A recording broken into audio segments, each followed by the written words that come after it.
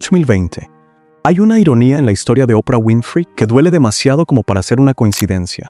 La niña a la que le dijeron que era demasiado pobre, demasiado negra, demasiado rota para importar, 2020, se convirtió en la mujer en quien el mundo entero confió su dolor más íntimo. La niña que era trasladada de un familiar a otro como una molestia, que iba a la escuela con sacos de patatas porque no había otra cosa, que aprendió a hacerse invisible para sobrevivir, 2020, se convirtió en la mujer más visible de la historia de la televisión.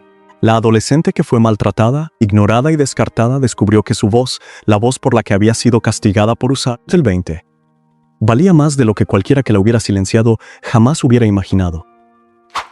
La misma mujer que más tarde se sentaría frente a Michael Jackson en la entrevista más vista de la historia de la televisión, haciendo preguntas cuyas respuestas el mundo entero quería oír, 20, había pasado su infancia aprendiendo que sus propias preguntas, 20, su propio dolor, su propia voz no le importaban a nadie, y entonces la vida, como siempre ocurre con las personas que construyen toda su identidad sobre una fuerza extraordinaria, empezó a hacer lo que la vida hace, 20.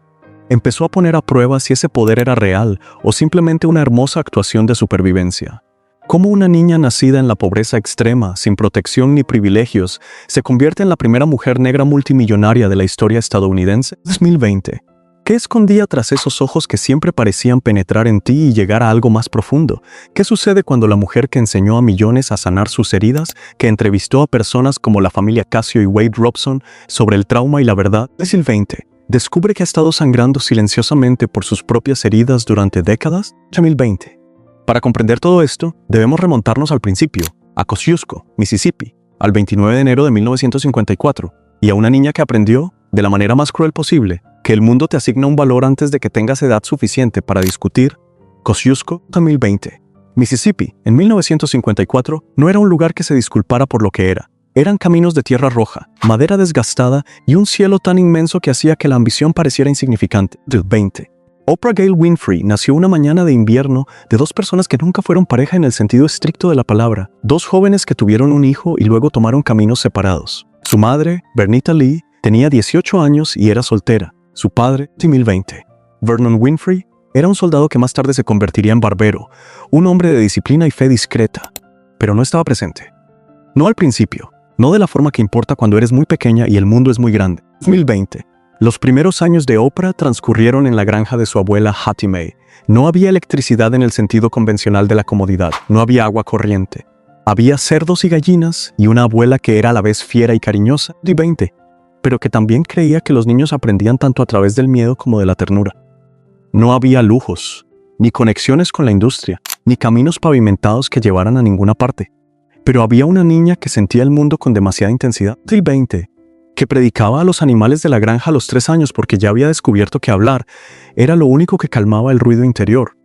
Cuando Oprah tenía 6 años, su abuela enfermó y la enviaron al norte a Milwaukee a vivir con Vernita, 20, la madre que era prácticamente una desconocida. Lo que siguió no fue un reencuentro, fue una reconfiguración de la soledad. Milwaukee era fría de una manera para la que Mississippi no la había preparado. Fría en temperatura, fría en la acogida. 2020. Vernita trabajaba, luchaba, ausente como la pobreza obliga a estarlo. Tenía hermanastros. Había hacinamiento. No había espacio ni físico ni emocional para una niña que hablaba demasiado, sentía demasiado y deseaba desesperadamente ser vista. Y entonces, en 2020, cuando Oprah tenía 9 años, un pariente varón comenzó a visitarla. Lo que sucedió durante esas visitas dejó huellas que ningún filtro de cámara, ningún imperio filantrópico, ningún despertar espiritual ha podido borrar por completo. Fue abusada sexualmente, 2020, repetidamente, por diferentes hombres a lo largo de varios años, incluyendo un primo de 19 años y un tío. No se lo contó a nadie, porque ya había aprendido la primera lección brutal de su infancia. 2020. Las personas que se suponía que debían protegerla no estaban presentes de forma fiable para esa tarea. Más tarde recordaría estar sentada en los escalones del porche trasero, mirando el cemento, preguntándose si alguien le creería alguna vez si hablaba. 2020. Años después diría con una firmeza en la voz que le costaba mantener: tenía 14 años y quedé embarazada y pensé que me echarían, que me rechazarían. Pensé que era mala, que tenía la culpa. Llevó ese embarazo y perdió al bebé poco después del parto. 2020. Era una niña que cargaba con un dolor que la mayoría de los adultos no están preparados para sobrellevar, y lo cargó sola, en un cuerpo al que ya le habían enseñado que no le pertenecía. A los 14 años, la enviaron a vivir con Vernon en Nashville, 2020. El padre al que apenas conocía, un hombre que dirigía un hogar estricto donde los libros eran obligatorios y el toque de queda absoluto. Algunos lo habrían resentido. Oprah, en algún lugar bajo el daño, 2020, reconoció que era la primera vez que alguien se fijaba en su vida y decidía que valía la pena construir un futuro en torno a ella. No era exactamente calidez, pero era algo más raro, era expectativa. Vernon la obligaba a leer libros y a escribir informes. 2020. La obligaba a aprender 5 palabras nuevas de vocabulario antes de cenar.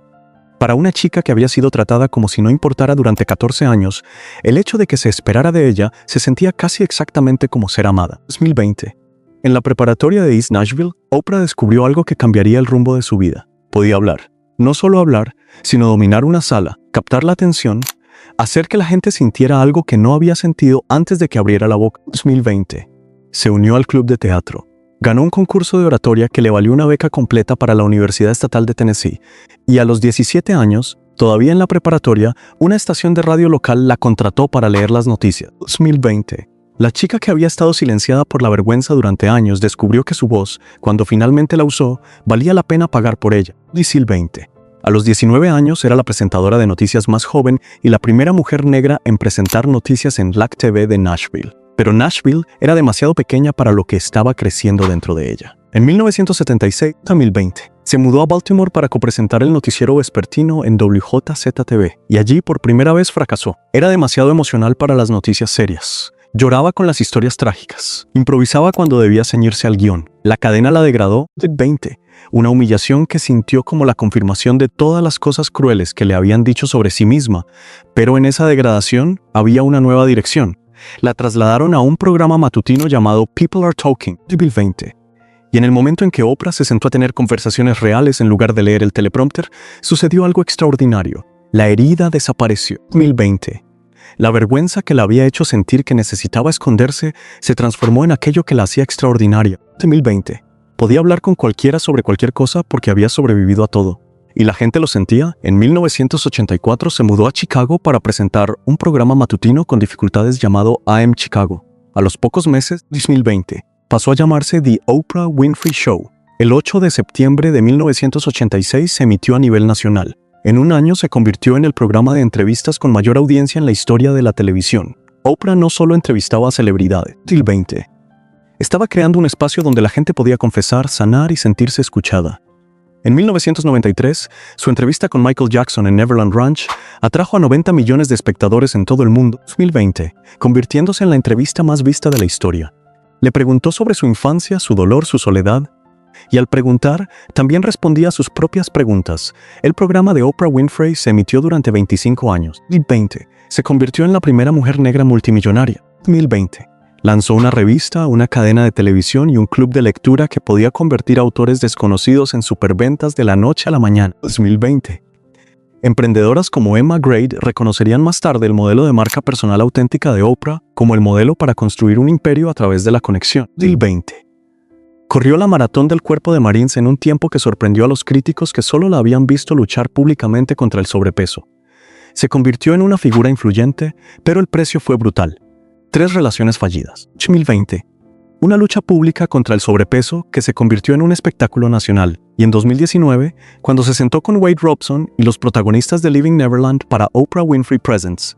After Neverland, Lily Tay se enfrentaba a algo más profundo que el legado de Michael Jackson. 2020. Se enfrentaba a la realidad de que la fama, el poder e incluso la plataforma más transformadora de la historia de los medios no podían borrar las cicatrices del abuso infantil. 2020. El mismo trauma que había cargado en silencio durante décadas era el trauma que ahora exponía en el escenario más grande imaginable. Hoy, a sus 71 años, Oprah Winfrey sigue siendo una de las mujeres más influyentes del mundo. 2020. Pero ya no pretende tener todas las respuestas. Habla abiertamente sobre la terapia, sobre el peso con el que aún lucha, sobre la niña de Kosciuszko que a veces todavía se pregunta si es suficiente. Su legado no es la perfección. 2020. Es la prueba viviente de que puedes estar rota y aún así construir algo que sane a millones. Que tu peor herida puede convertirse en tu mayor regalo si tienes el valor de dejar de ocultarla, desde la niña que nadie quería hasta la mujer a la que el mundo entero recurrió. 2020. Su historia nos recuerda que sobrevivir no se trata de borrar el pasado. 2020. Se trata de transformarlo en algo que haga soportable el presente para alguien más que aún sufre en silencio. ¿Qué lección te llevas de la historia de Oprah? ¿Cuántas veces has transformado tu herida más profunda en tu mayor fortaleza? 2020. Comparte tus reflexiones a continuación y suscríbete para leer más historias de quienes convirtieron el dolor en poder. Porque al final, como la propia Oprah nos enseñó en cada entrevista, en cada confesión, 2020, en cada momento en que eligió la honestidad por encima de la imagen, tu historia, por muy rota que haya comenzado, es la única que puede salvar a la persona que más necesita escucharla.